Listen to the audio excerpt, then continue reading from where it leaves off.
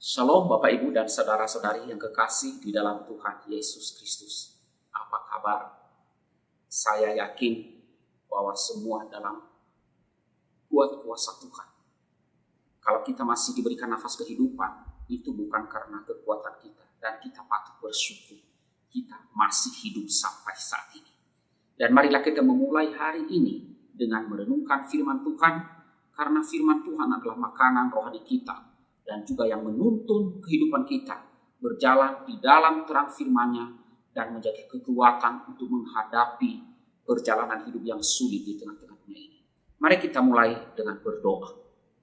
Tuhan Allah Bapa kami yang bertata di dalam kerajaan sorga, kami bersyukur kepadamu ya Tuhan, Allah yang maha kuasa dan maha mulia, Allah pencipta langit dan pencipta kami dan penebus kami di dalam Tuhan Yesus Kristus.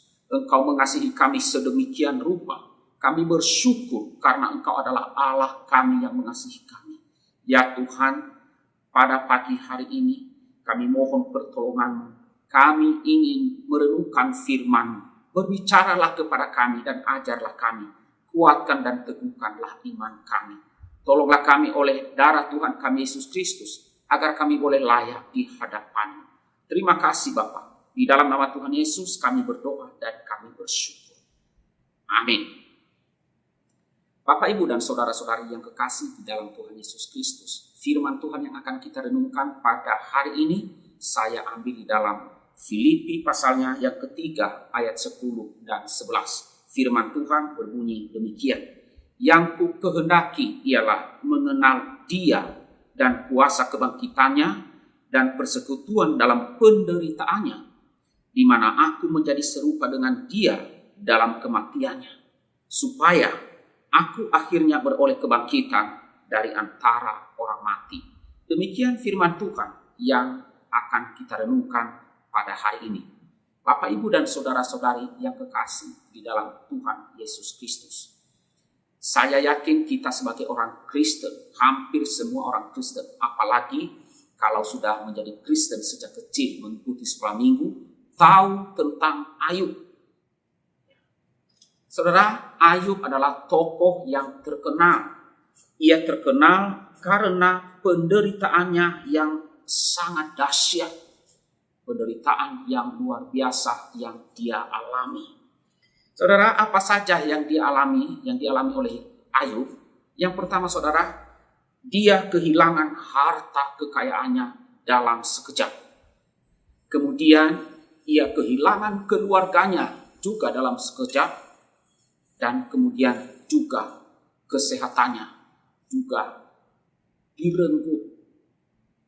Ia menderita sakit yang amat luar biasa.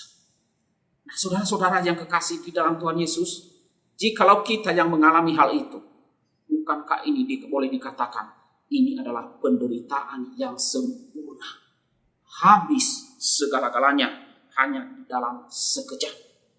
Nah, saudaraku yang kasih dalam Tuhan, namun demikian saudara, sangat menarik apabila kita menilik, yaitu perbedaan Ayub sebelum dan sesudah mengalami penderitaan yang sangat berat itu. Apa kuncinya, saudara? Kuncinya adalah ada pada pernyataan Ayub yang terdapat di dalam pasal 42 ayatnya yang kelima. Ayub berkata demikian. Hanya dari kata orang saja aku mendengar tentang Engkau, tetapi sekarang mataku sendiri memandang Engkau.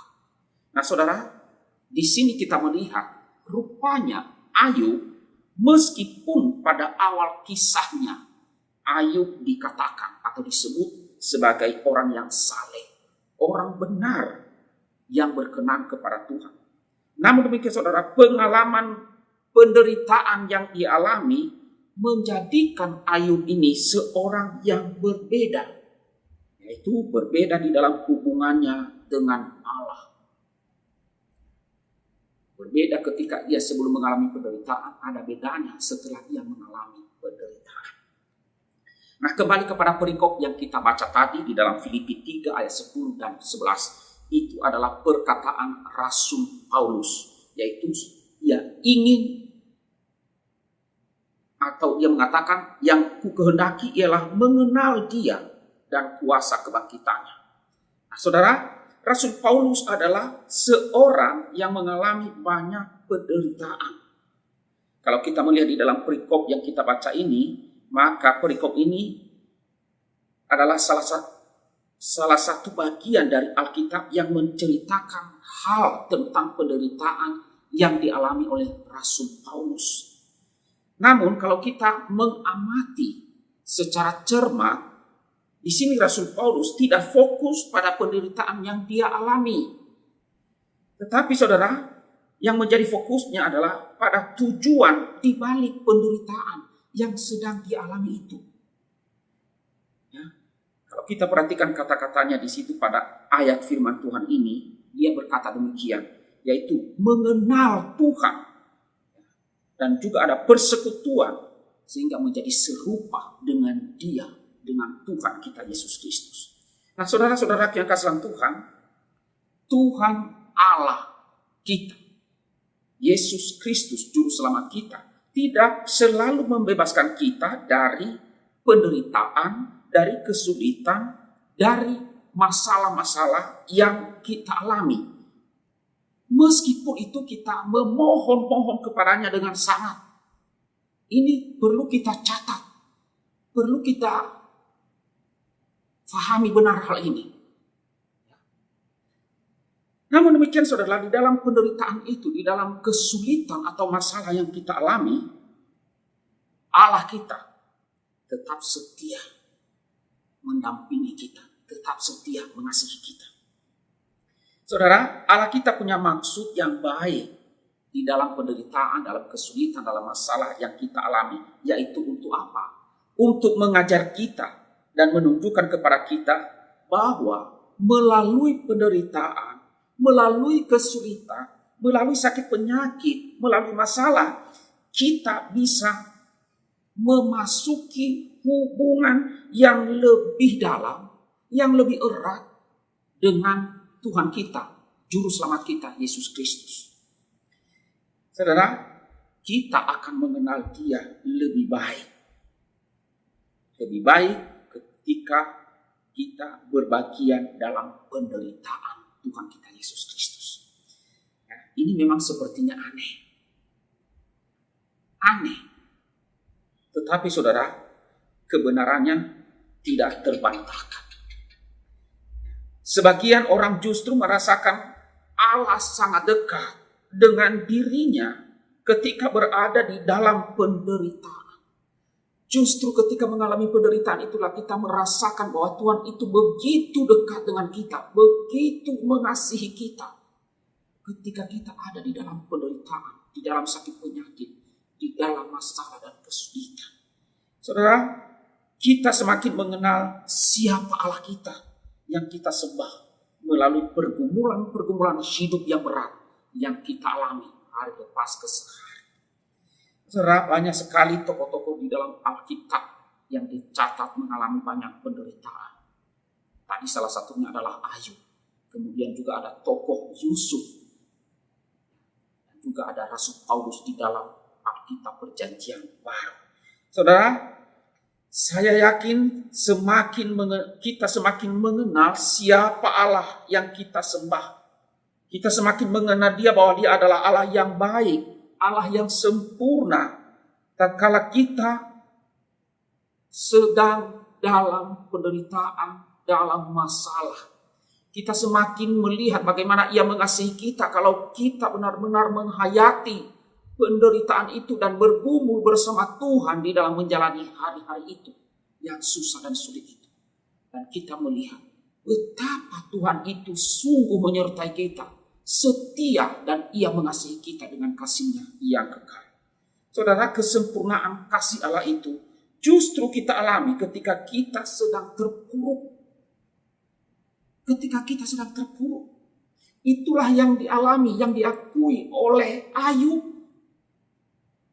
Sebelum dia mengenal Tuhan, dia berkata hanya dari kata orang dia mengenal tentang Tuhan. Tetapi setelah ia mengalami penderitaan, ia dapat melihat betapa luar biasanya Allah itu mengasihinya. Demikian juga Yusuf.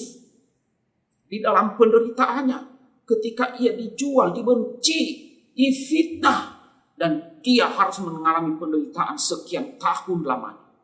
Dan pada akhirnya ia berkata bahwa semua itu telah dirancang oleh Allah demi kebaikan. Saudara, ini hanya bisa dikatakan oleh orang yang telah bergumul bersama dengan Tuhan di dalam penderitaan yang dialami. Demikian juga Rasul Paulus. Nah, bagaimana dengan kita, saudara?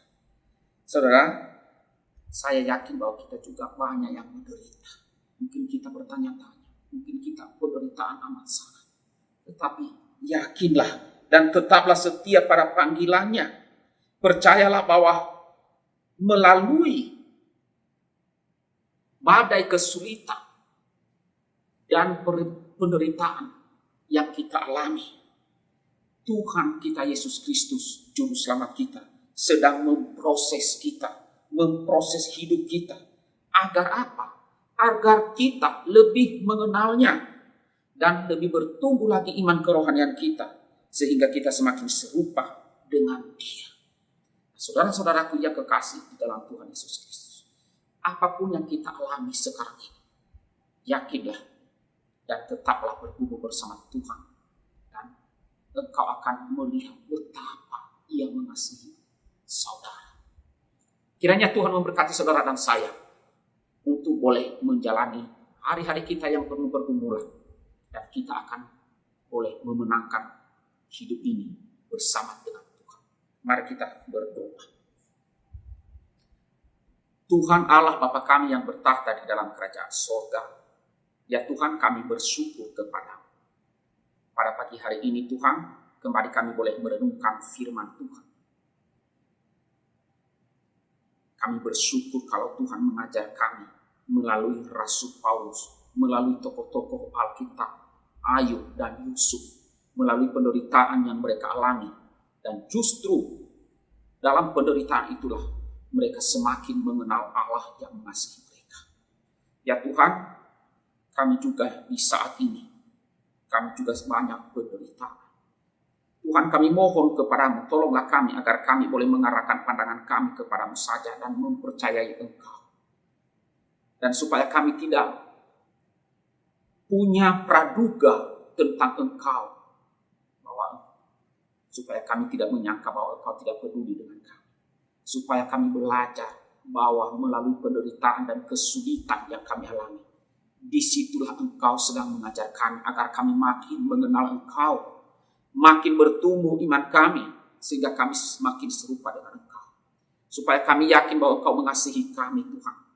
Seperti Ayub ketika ia mengalami penderitaan yang dahsyat, dan ia pada akhirnya mengatakan bahwa ia telah melihat Engkau, betapa Engkau maha kuasa dan mengasihinya. Demikian juga Yusuf dan juga Rasul Paulus. Ya Tuhan, tolonglah kami di dalam penderitaan yang kami alami. Kuatkanlah iman kami dan sertailah kami dan mampukanlah kami untuk setia dan terus belajar dan boleh melihat bagaimana cara-Cara-Mu menolong kami di dalam menjalani hari-hari yang susah dan sulit. Berkatilah seluruh jemaat Tuhan. Hamba berdoa bagi tiap-tiap jemaat. Ada banyak jemaat yang sudah sakit dan mereka menjalani pengobatan. Kami mohon kepada Tuhan, jamahlah mereka untuk menyehatkan mereka kembali. Demikian juga mereka yang kesulitan secara ekonomi. Ya Tuhan, di tengah-tengah kesulitan ini, kami mohon pertolongan, berilah jalan keluar dan kecukupan, dan kuatkanlah iman. Berkatilah pekerjaan dan usaha setiap jemaat. Tolonglah kiranya Tuhan. Juga berkatilah bangsa dan negara kami. Berkatilah pemerintah sekarang ini dalam mengambil kebijakan-kebijakan untuk boleh membawa bangsa Indonesia bisa keluar dari krisis yang sekarang ini. Krisis kesehatan dan juga krisis perekonomian. Tuhan, tolonglah.